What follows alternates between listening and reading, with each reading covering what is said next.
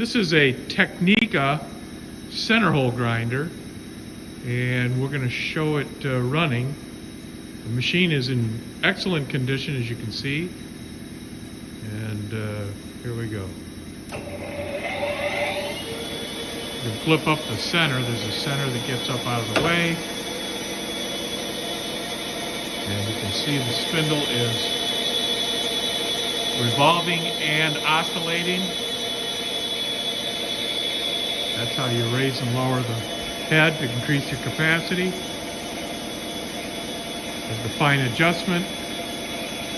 It's got a self-centering vise. Yep.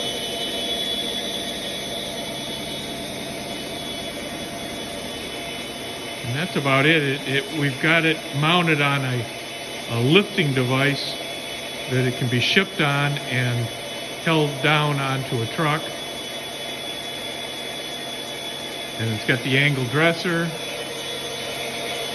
Alright, you can dress on the proper angle.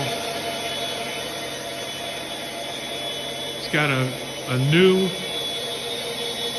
air system for lubrication of the spindle.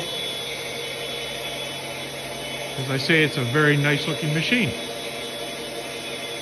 That's about it.